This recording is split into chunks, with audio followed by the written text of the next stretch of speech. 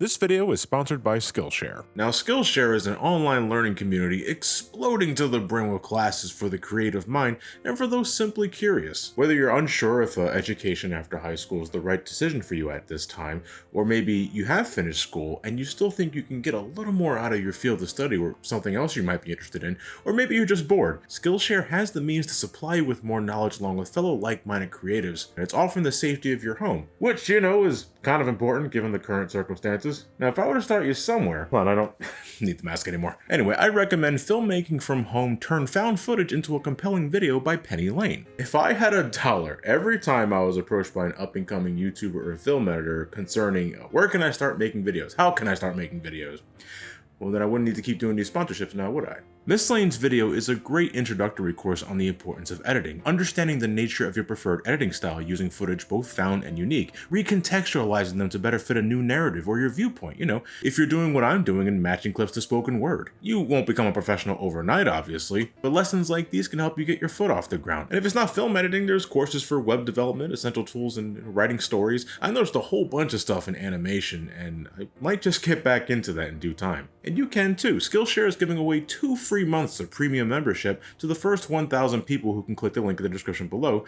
to help you explore your creativity. And after that, it's only around $10 a month, which is certainly cheaper than most schools nowadays. Much love to Skillshare for the sponsorship, and thank you for supporting this channel. And now on with the show.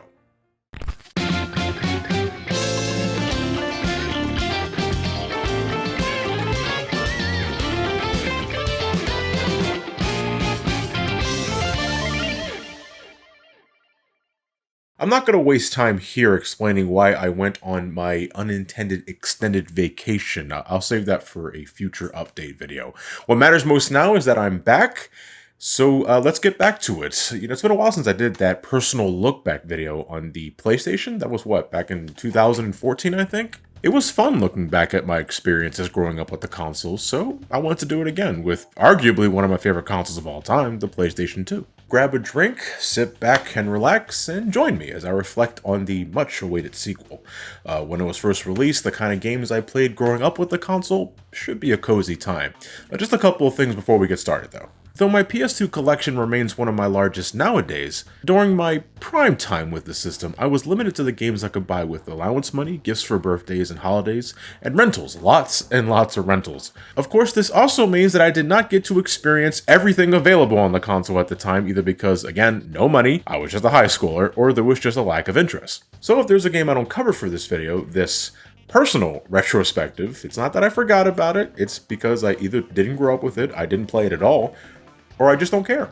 In fact, let's get some of these big guns out of the way first. Jak and Daxter, Ratchet & Clank, Sly Cooper did not own, let alone play these games or their sequels when they were released. I still haven't experienced most of them to this very day. The early to mid 2000s was a time where I was sort of veering away from platformers. Mind you, there were exceptions, Super Mario Sunshine, Sonic Adventure 1 and 2, even Sonic Heroes. But on the PlayStation side, no, after Crash Bandicoot, I was more interested in other things. And Wrath of Cortex left a bad taste in my mouth. It's still loading, Jesus Christ. To a smaller degree, these games just didn't grab me the same way as Crash did. Although I'll give Ratchet & Clank this, they had some damn good commercials. Today we're gonna test a tractor beam from Ratchet & Clank going commando. Oh, nice, dude. Nice job, nice job.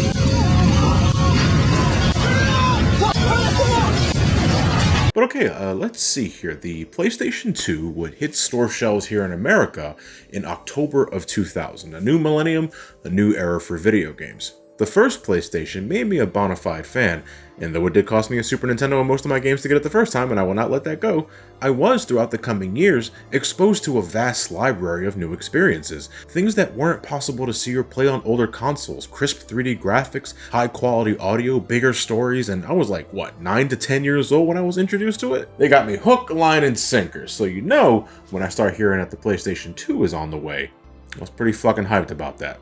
especially considering that the Sega Dreamcast was already making the rounds and showing us the possibilities. I remember news outlets were showing off the launch library and I thought, oh my god, look at the graphics on games like NFL 2K. Yeah, I know, but back in 1999, this was mind-blowing. I didn't see anything like this before. And this was on the Dreamcast. What could the PlayStation 2 do? That's what a lot of people thought back then. In fact, the sheer hype for the PlayStation 2 is what effectively killed the Dreamcast. That and its piracy problem, which I sort of went into earlier this year in the Resident Evil 3 video. What emulator CD? In hindsight, I really feel for the Sega Dreamcast. It's still one of the most charming consoles of its kind, and make no mistake, there's still plenty of reasons to enjoy it on its own merits. But, Sonic or not, I was still a much bigger Sony fan, and one night in 2000, my dad comes back home from work carrying a box in his hand, and thankfully it didn't cost me another console this time, but the PlayStation 2 was brought to the household, and obviously I was excited, whole family was excited. It was just a step up from the original PlayStation visually. The black color blended better with the moody lighting on our entertainment stand unlike its gray predecessor. The matte finish felt great on the hands, though when this motherfucker got dusty, it was really obvious. The cool blue highlighting on the USB ports, the disc tray popping out when you press the button. I remember being enamored by the green and blue lights when the console was on. I know that sounds so silly, but I was used to every light being a solid red. This was rocking 2 colors. I was in another world. The console would turn on and immediately your ears were blasted by this burst of audio. The PlayStation 2 startup sound acted as a sort of punishment for when you forgot to turn your TV down the previous day. You trying to sneak in some late night PS2 action while your parents are sleeping? Well, your console just ratted you out. Believe it or not, one of the first things I did on night one was just fucking about with the system configuration. Setting the date and time, changing the aspect ratio, which, okay, widescreen wasn't really commonplace at the console's launch, so I don't know what to make of the intent of these options. Full is clearly the best pick because it's the only choice that doesn't cut off the picture, unlike the 4:3 option and even the 16:9 option. That's supposed to be widescreen and it's the total opposite. The early 2000s were strange. The best part for me though, just pressing the button to see the display in the background. Look at the spinning crystals, the orbs leaving these light trails, so beautiful. Damn, I was so fucking easy to please. Originally, I used to keep the console standing vertically, because I remember hearing in school that the system itself ran better when it was standing upwards, although I never did find out if that was true or not. But eventually, I would just put it right back on its back, because in 2000, a couple of kids running around the house, not to mention cats, let's just say accidents tended to happen when this was standing tall. The jump into the new hardware was as smooth as butter. The controller was basically just an extension of the DualShock controller. Most if not all games available at launch had full analog and vibration support. Sony saw no real need to fix what wasn't broken, so migrating from the PS1 to the PS2 was no issue at all. And perhaps the best thing out of the box was that the PS2 was fully backwards compatible with PlayStation 1 games. And this was a huge deal because consoles then didn't really do that. Your Super Nintendo couldn't play NES games, fuck the Dreamcast couldn't play Saturn games, all 4 of them. But here, right off the bat, I could still play Rival Schools or Final Fantasy Anthology with a butchered translation of Final Fantasy V. Wyvern, hot damn, that's not even close. You still needed to use PlayStation 1 memory cards to save games because PS2 memory cards were sadly not compatible. Although you could copy PS1 saves to a PS2 card, just in case something happened to the PS1 card.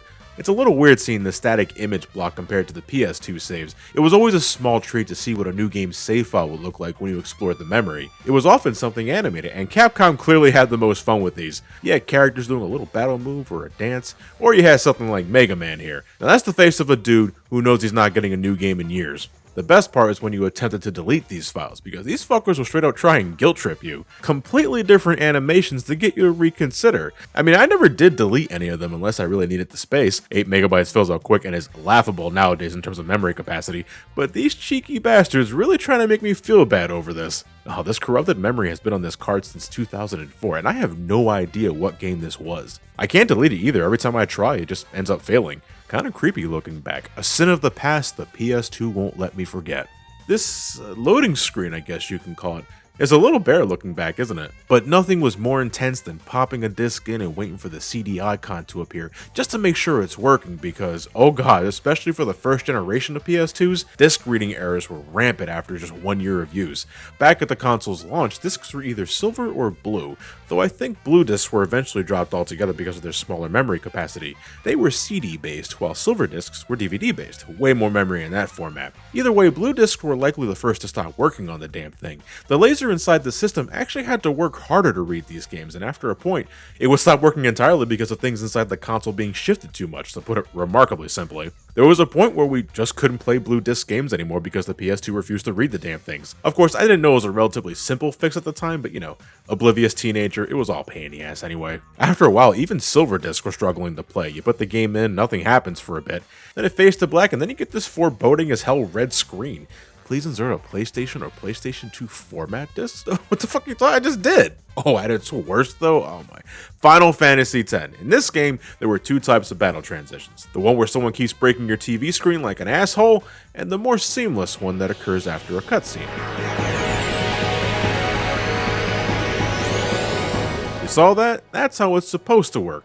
But on my first PS2's worst days, this transition would take near 10 goddamn minutes. Yes, every time I would get into one of these transitions, it would take about 10 minutes before the characters' names would show up and when the battle properly began. And I kept playing the game like that because, well, I had no other option at the time. I could go back and play something on the PlayStation 1, but I wanted to play more Final Fantasy X. Well, I think it's about time we start diving into what I was actually playing around the beginning of the console's lifespan, and I wanted to save a special spot for the very first piece of physical media I ever entered into the PlayStation 2, A Nightmare on Elm Street.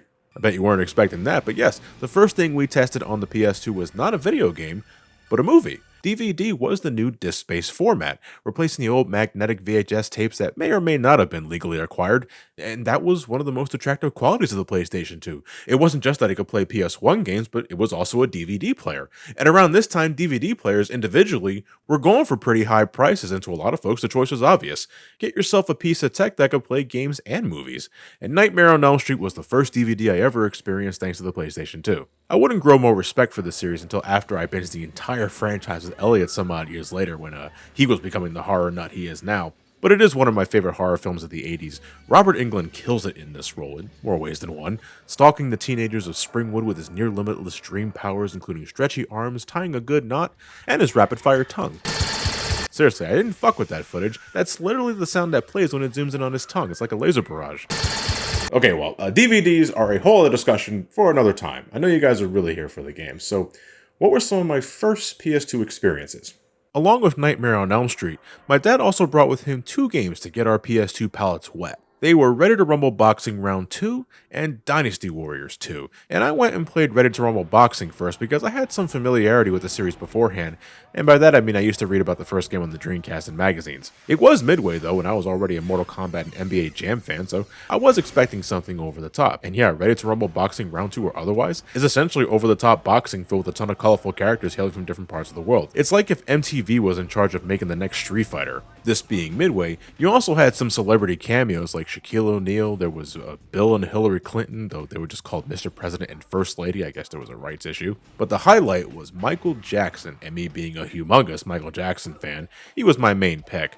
I don't know if he can actually box. Michael Jackson never did strike me as a physical fighter. I mean, why would he need to when he can summon guns out of thin air and make people melt through walls? Well, whatever. In this game, he can dance and smack the shit out of you all the same. Always thought the opening was weird because you got these cartoon characters beating the hell out of each other, and here's just live action Michael Buffer, probably contemplating if this is better or worse than his deal with WCW. I played a lot of this, but I was never really good at it. I just mashed buttons a whole bunch because I wasn't entirely sure how combos worked. I just noticed that hitting my opponent with this punch or that punch gave me letters for my rumble meter. And I love the whole idea of the rumble meter because when it was charged, you can unleash these super combos that basically guaranteed a knockout. At different levels, you can pull off a more devastating combo, and at max level, you just knock the opponent right out of the fucking ring. It was exhilarating being able to pull that off, but gut-wrenching when you were on the receiving end of it. And fuck Rumble Man, the final boss. First off, I recall the first time I got to this dude and being freaked the hell out by Michael Buffer's loud and sudden scream when he transformed into this thing. Let's get ready for Rumble Man!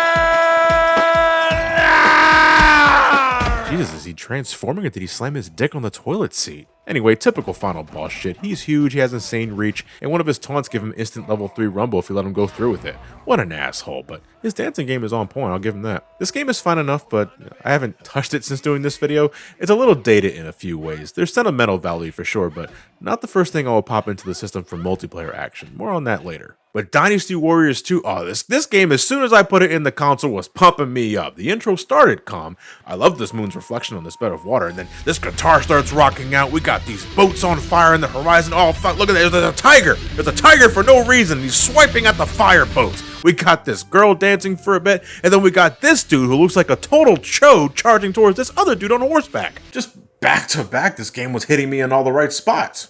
Dynasty Warriors 2 was my introduction to Omega Force's Musou games. I think this is the first one, actually, because the first Dynasty Warriors game was a fighting game, strangely enough. You pick a character and you liberate the area by taking down an entire army by yourself, because fuck if these assholes are going to do anything anytime soon. It's hack and slash action in its purest definition. You have an attack button, a second button that lets you do some special maneuvers. You can get some basic pickups that restore health or give you attack and defense bonuses for a short time. Or when you were really pissed off, you filled up your Musou gauge here and unleashed a super attack that cleared out the area in no time. It's one note, absolutely mindless shit, but I became a fan regardless. There was value in its simplicity. Nothing much to it, but it was incredibly easy to understand and jump into. Further games would obviously add more variety to weapons, character growth, and combat altogether to make them flashed out.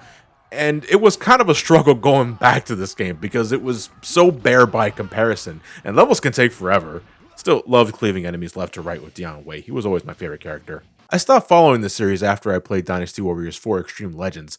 Chalk it up to burnout because fundamentally, the games were remarkably similar, and I think they were all retellings of the same stories in the Romance of the Three Kingdoms novel. Very loose retellings, mind you, but every game had a Yellow Turban Rebellion, the siege against Dong Zhuo, where you encounter Lu Bu for the first time and how he absolutely murders you because he's Lu Bu. Why did I accept this one-on-one challenge? I think the repetition was finally getting to me, but damn, I still played a lot of it. And hey man, this voice acting, especially in Dynasty Warriors 3, was a sight to behold.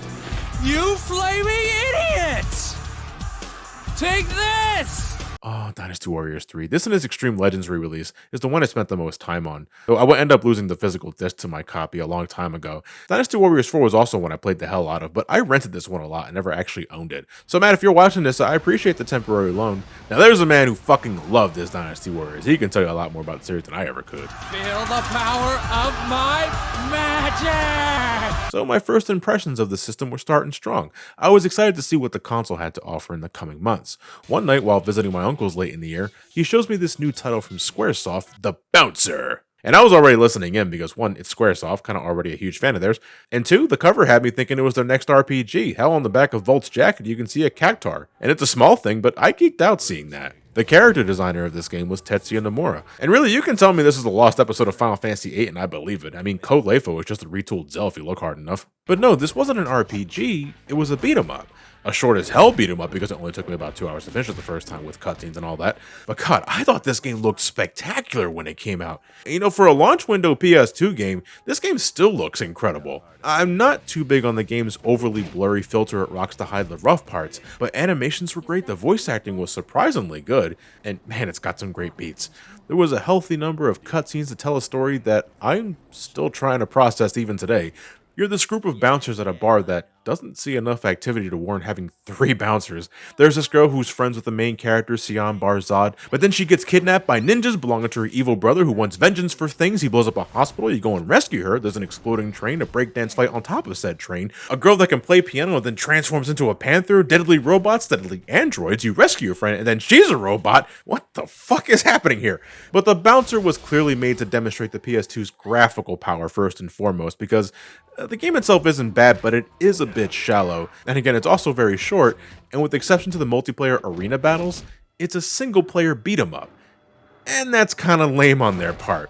You go and beat things up, you earn points which you spend to make your character stronger, give them new abilities, increase their rank and all that. To the bouncer's credit, it gave you reason to come back. Every time you had to throw down, you had to choose between Sion, Volt, and Ko, and you'd get different slices of the story depending on who you picked at what time. And seeing as your stats carried over into multiple playthroughs, the bouncer was a game you were meant to play multiple times to get the full story, the full perspective. And for what it's worth, it worked. I put a lot of hours into this back in the day, got everybody maxed out, unlocked all the characters in multiplayer. It was fun, if a little weird, and seeing those ragdoll physics was always good for a laugh. New PlayStation 2 games for me were few and far between during late 2000 up until mid 2001. This is where I was glad that the PS2 was backwards compatible with PS1 games, because even though PS2 games were the next big thing, there were still plenty of PlayStation 1 titles for me to enjoy, like Final Fantasy Chronicles, which was the original version of Final Fantasy IV available to Americans for the first time without all the SNES limitations and censorship. And it also came with Chrono Trigger, complete with new cutscenes that tickled my Dragon Ball boner something fierce. Fuck, I love RPGs. New PS2 games would be relegated to birthday and Christmas gifts, and whatever my dad decided to bring home to try out. And it wasn't always exciting. He will bring back home the new Madden or NBA Live, and there was nothing wrong with those, but I was never that big into sports simulators. I was into the flashier stuff like NFL Blitz or NBA Jam. I was planning on spending some time talking about NFL Blitz 2002 for this video, since that was the one I played a lot with my dad, but I don't know when or why this happened, but someone put NHL Hits in this case, and my copy of NFL Blitz 2002 is nowhere to be seen. I don't know why someone would swap my NFL Blitz for NHL Hits, but I don't like NHL Hits now. But then one day my dad would bring us home this one called NBA Street, and this is some good shit right here. This was the first of EA Sports' big lineup, sports titles that were more arcade in style, not too different than what you might have seen from Midway back then. NBA Street, SSX Tricky, Def Jam Vendetta. Now there's a game I would have loved to revisit if I still owned my copy. My brother Mark and I played the ever-living shit out of this one growing up. On top of being huge wrestling marks, we were really big on hip-hop and urban culture in the early 2000s. Hell, just knowing that Method Man and Redman were in the game was reason enough for us to play it. We watched a lot of How High growing up. But the combat system was so crunchy, the special moves were so satisfying to pull off. I want another Def Jam game, damn it. But anyway, NBA Street. Now this was 3-on-3 backyard basketball action, where the first to 21 points was the winner. You could pick from all your favorite teams in the NBA at the time, along with some of their best players, again, at the time. Allen Iverson, Vince Carter, Kobe Bryant, rest his soul, and other players I'll just pretend I know about. But you can also make your own character and beef up their stats with points you got with the more games you played in, both multiplayer and single player. It was standard basketball for the most part, but it was a little loose with rules. Like, there ain't no goaltending in this game. You can jump and block shots no matter how far that bitch traveled. This game has a shot clock, but goaltending is too official. Okay then. You had this meter you can build by doing tricks like falling on your ass, or you can build it by doing some flashy ass dunks. When it filled up, you could do a game breaker, which not only netted you points, but it also subtracted points from the opponent, because that's how basketball works. If you liked NBA Jam, NBA Street was essentially EA's version of it. It was my go-to basketball game on the PS2, both this and Volume 2, which I didn't play as much as the first game, but it was still a solid as hell title. Though I did wish I got the third game on the GameCube strictly for the Mario cameos. Look at it, it's like they move like real-life mascots that had too much to drink last night. My dad wasn't one for always bringing home sports games, though. He was also an advocate for causing a shitload of violence on a digital platform. For a while, we were pretty big on SOCOM, US Navy SEALs. Wasn't anything special gameplay-wise, but it came with the headset that you would plug into the USB ports in the front of the console. I think it was one of the only times we actually used the USB ports for anything, now that I think about it. And you would complete missions with your team by issuing commands. Seeing as the PlayStation 2 was in the living room for a good chunk of its initial lifespan, I mean, it looked like a douche issuing commands to your team repeatedly, especially when the game wouldn't register your voice at all and you had to speak louder while everyone else was listening in. I always thought that was a funny memory, but when it came to my dad striking gold, he would, sooner or later, bring us Grand Theft Auto 3. Yeah, Grand Theft Auto 3 was my first venture into the Grand Theft Auto series, and what a time it was. You're this dude who's robbing a bank along with your girlfriend, but then your girlfriend suddenly betrays you and leaves you for the cops. You manage to bust out, and now it's all a matter of making a name for yourself and trying to get revenge, I think. This was one of the most open games I played on the system so far. Liberty City felt so gargantuan, but it was so alive. Pedestrians would walk by and talk shit. There were radio stations that had fun talk shows and good music. There were so many side missions, so many places to visit, so many cars to steal. The game visually has aged like roadkill, and dear God, I did not miss the blurry cutscenes at all. I can't see shit, it's so ugly. But the story was engaging, and the copious amounts of voice acting made it feel like I was front and center in a mafia movie. And it helped that I was already a fan of movies like Goodfellas, Casino, and The Untouchables during this period. Blame my mom, she didn't care, and I loved her for it. But then later, my dad brought us Grand Theft Auto Vice City, and this right here is one of my favorites on the PlayStation 2. And it's funny because I had to stop myself from recording too much because I just wanted to keep playing this one. But on top of improving the formula of Grand Theft Auto 3, I mean, Vice City was just so much more interesting than Liberty City. It was brighter for starters. charter, so I can actually see where I'm going more often, but it was easier to navigate. The 80s settings meant that the radio stations were blasting some of the greatest tunes of the era, and as a huge fan of 80s music, I was totally immersed. Riding a stolen pizza bike in a worker's outfit, doing jumps off of a ramp in slow motion like a dumbass, I was into this shit. The missions were better, the story was way better. It's a huge ripoff of Scarface, but fuck man, I liked it a lot more than Scarface. The main character, Tommy Vercetti alone, was a more compelling character than Tony Montana, I thought. And I love Al Pacino, but Ray Liotta knocks it out of the park in this role, and the other characters, the villains you face, the allies you recruit, they were just some of the most entertaining characters I had the pleasure of listening to on the PlayStation 2. A Grand Theft Auto marathon is not likely anytime soon. I loved 3, and I especially loved playing Vice City, but forgive me if this sounds strange. Despite really liking those games, I didn't really become a Grand Theft Auto fan. I tried to play San Andreas to its completion when it came out, but this one didn't quite have the same impact as Vice City did for me. And as for other games like GTA 4 or GTA Skyrim, I still haven't touched those, and I can't say for sure when that'll change. But I can say now that, whenever it does happen, well, I have something to look forward to in this. Vice City would be one of the last games I would play by proxy. Starting from mid to late 2001 and beyond, my collection would grow by virtue of gifts and saving money. Down the horizon, a new Metal Gear Solid 2 Sons of Liberty was making its way here, and as a Christmas gift, I asked my mom that was the game I wanted for that year. That morning, I opened the gift, and I was greeted with Onimusha instead. I did it. I mentioned Onimusha again. I had no fucking idea what to expect getting into this game because I had no idea what Onimusha was. I knew of Capcom, but was I gonna like this one? Cliff Notes version, yeah. I love Onimusha. Man, when that opening kicked in with that magnificent music playing in the background, courtesy of Mamoru Takashi Nagaki, I was entranced. I mean, folks were falling on their ass. There was these two doing these petty-ass game of happy slaps, but the protagonist, Samanosuke, was showing who's boss. I thought the CGI of this game was so fucking incredible, especially by the end of it, but the game itself was also so engaging to me. It's basically Resident Evil in feudal Japan, and in some way, I guess Onimusha was my first Resident Evil styled game, because this was way before I played Resident Evil 4, and thus before I considered playing the original game or remake. The different elemental weapons, along with a decent blend of combat and puzzles, led to a game that I just liked playing a whole bunch. Not the most sophisticated reason I'm aware, but Onimusha just clicked with me, and I've been a fan ever since. Watch this East encounter. I should really just talk about these damn games already, since I mentioned this series so many times this year alone, but not just yet. Not just yet. We'll see what happens. But Metal Gear Solid 2 would eventually make its way into my hands at some point, as well as Snake Eater, as I mentioned in the Metal Gear Marathon. I only spent $5 on my first copy too. I love when I get deals like that. And it wasn't in one of those obnoxiously ugly GameStop covers. Christ, these sucked. No personality whatsoever. At least the greatest hits color wasn't so much an eyesore this time. A nice warm red instead of a screaming green. Around 2003, my attention would begin to slowly shift away from the PlayStation 2, because I would soon have enough money to get myself a Nintendo GameCube. And I really wanted this console for myself because I was hell-bent on getting games like Super Smash Bros. Melee and Metroid Prime.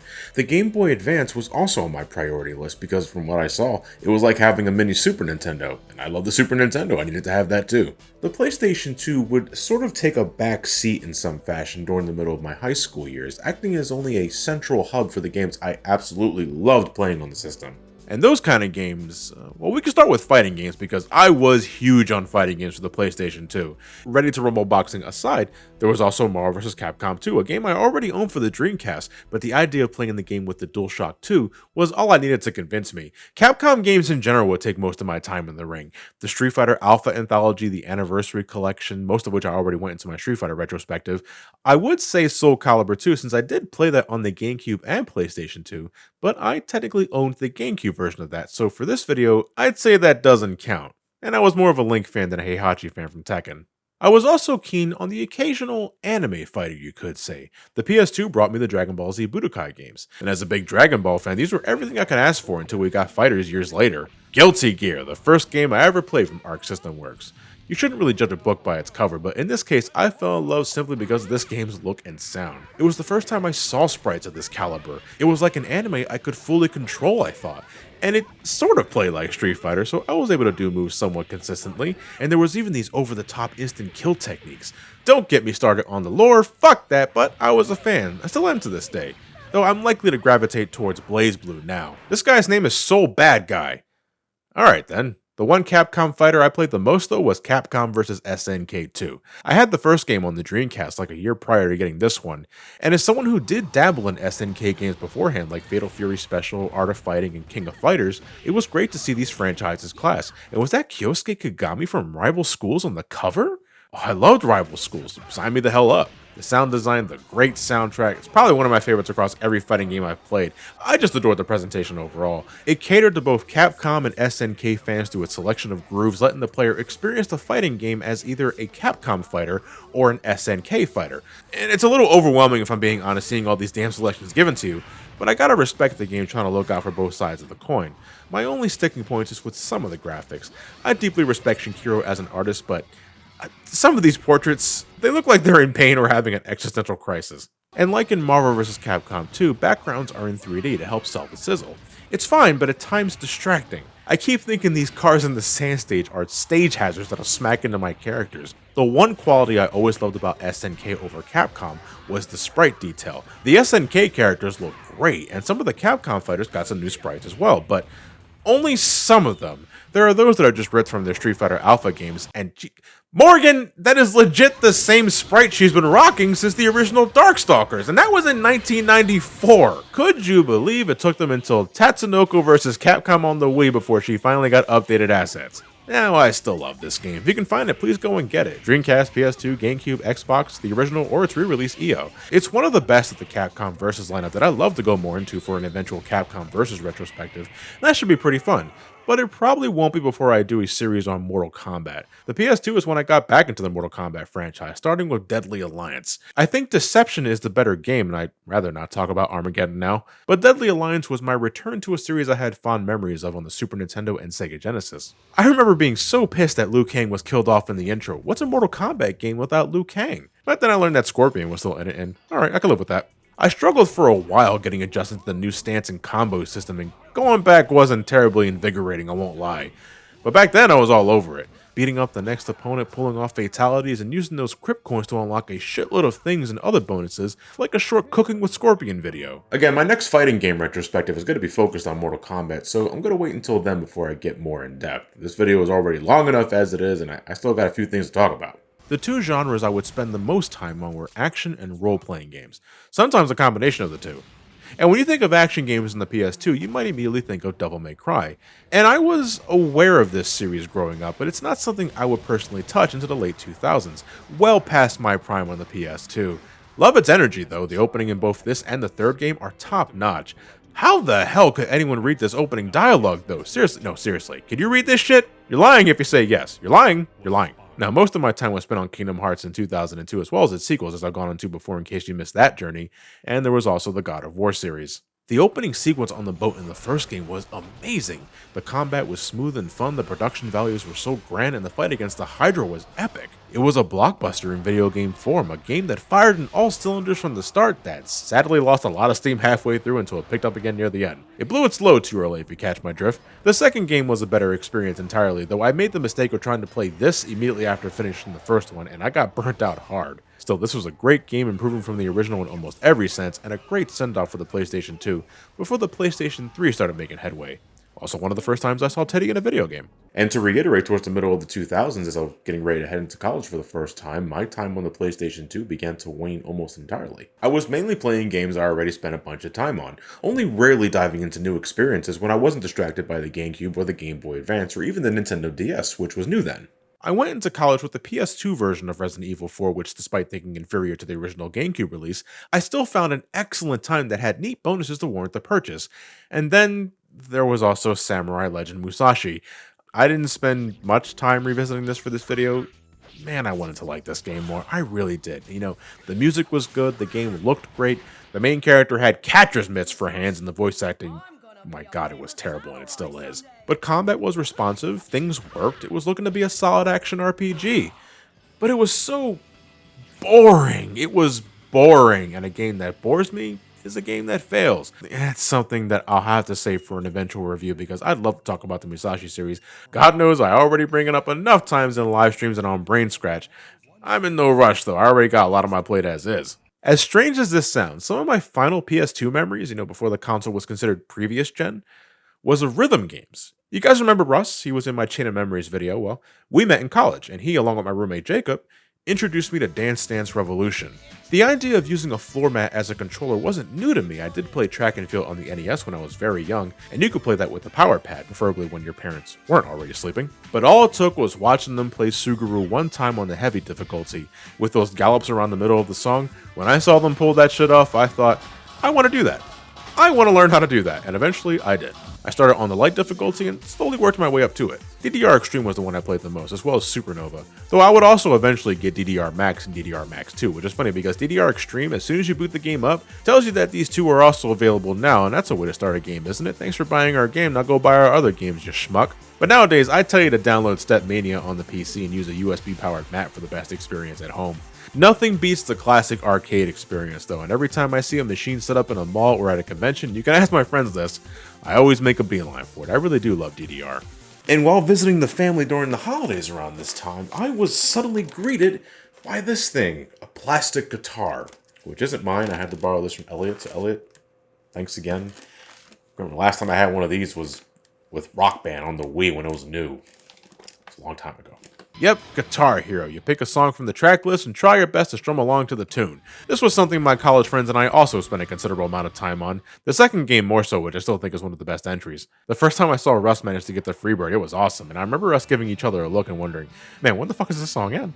Playing along with the song was one thing, but Guitar Hero introduced or reintroduced me to a lot of classic songs of the 70s, 80s, and 90s.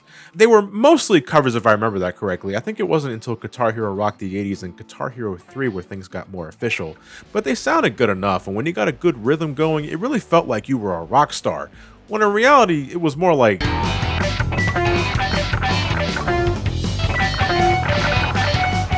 And that's why I can't play these games anymore. I loved them back then, but I suck at Guitar Hero now. And when you miss chords and pull-offs and hammer-ons, the music sounds terrible. And it's especially painful if it's a song you really like. I can't do that. I respect the songs too much to butcher them like that. Well, the only genre I really haven't dived into during my stint with the PS2 was RPGs.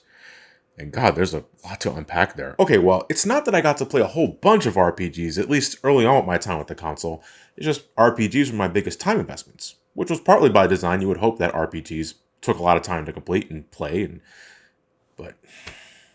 Final Fantasy X, Final Fantasy X-2. When I think of the PlayStation 2, these are what immediately spring to mind. I still have some old save files in this memory card. I think these were like my 5th or 6th playthroughs, and they still have over 80 hours apiece on them. Oh man, I never did get 100% on my 10.2 file, did I? That requires a bunch of new playthroughs though. You know, there were only certain things you could do by taking a different path at the fork on the road. So many hours spent grinding sphere levels, so many hours trying out different team formations. There's so many things I want to talk about! Being awestruck at the quality of the FMVs, the fact that Final Fantasy finally had voice acting, the sphere grid, the turn-based battle system, my half-ass Al Bhed translations, but that's a whole video in of itself.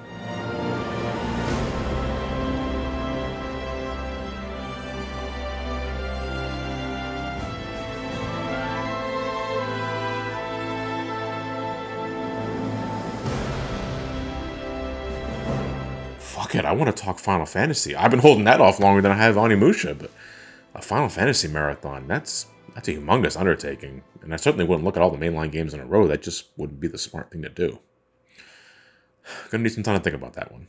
But yeah, the PlayStation 2 remains one of my favorite consoles of all time, and since the passing of its prime, my collection has grown exponentially, either through personal curiosity or fan donations I've gotten throughout the years. To a bunch of millennials such as myself, it was the video game console. It wasn't as powerful as the Xbox or the Nintendo GameCube, but its library was massive. I have many fond memories with this. I didn't even mention some of the system's biggest entries. Gran Turismo, Silent Hill 2, Shadow of the Colossus, Drakengard, you know who you are. There was something for everyone on this thing. It could play movies, which you best believe I did a ton of, especially when I was rewatching the entirety of Dragon Ball Z. Did that on my PS2. It could play PS1 games. There were so many things to like about it. And shit, I just don't like it. I love it.